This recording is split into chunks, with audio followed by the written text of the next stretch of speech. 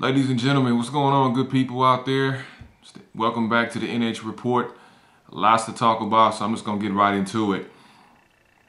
The NBA fined the Spurs organization $250,000. The reason being, David Stern was obviously upset at the fact that head coach Greg Popovich sent home all of his star players, basically Manu Ginobili, Tony Parker, and Tim Duncan. Sent them on a flight home. Basically gave them a plane ticket and told them take a hike. See you back in San Antonio when they played a game against Miami.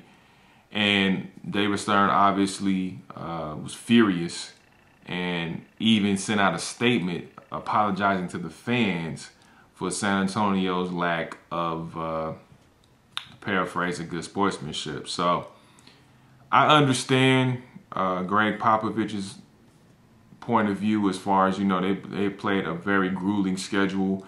Their players are older significantly, especially with Tim Duncan and Manu Ginobili. Tony Parker's kind of in between. So I can understand Greg Popovich's point as far as sending his players home. I can also understand David Stern's point of view as far as you're cheating the fans. I mean, the fans pay top dollar to see these guys perform, and they're not there to be seen.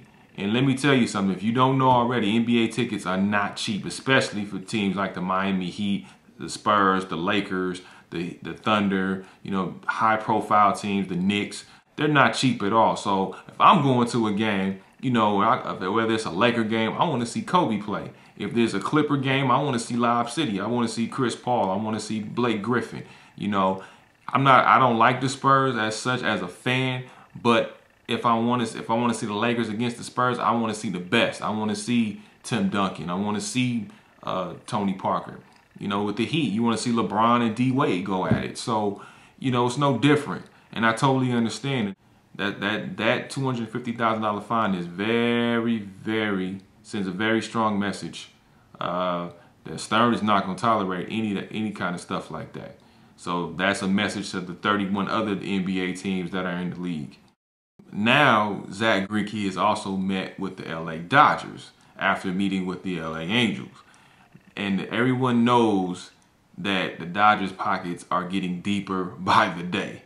They already have a $5 to $6 billion deal possibly on the table for the next 25 years, whether it's with Fox or Time Warner or whoever may sneak in at the last second. But the bottom line is their pockets are deep.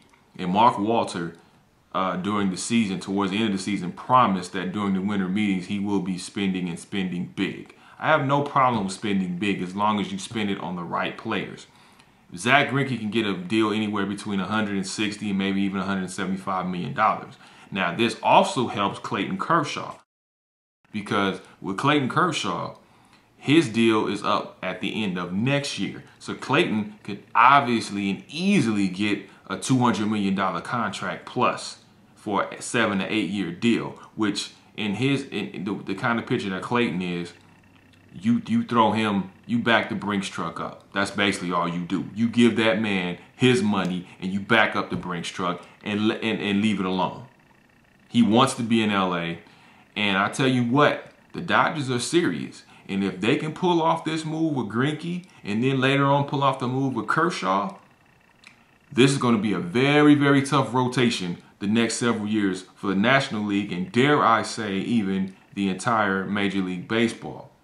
So we will find out. But can you imagine, Dodger fans, if we had Greinke, Kershaw, Beckett, Billingsley? I mean, come on. And then they still have trade pieces. Chris Capuano is an excellent trade piece. So they got trade pieces to even improve their roster. So the Dodgers, man, they're coming. They're coming.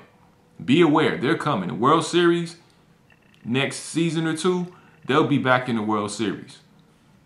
So we'll find out what happens with this whole Greinke situation. I mean, he has the Rangers, he has the Nationals looking at him. So we'll find out at the end of the day. I think nobody's outbidding the Dodgers whatsoever, unless it's the Yankees.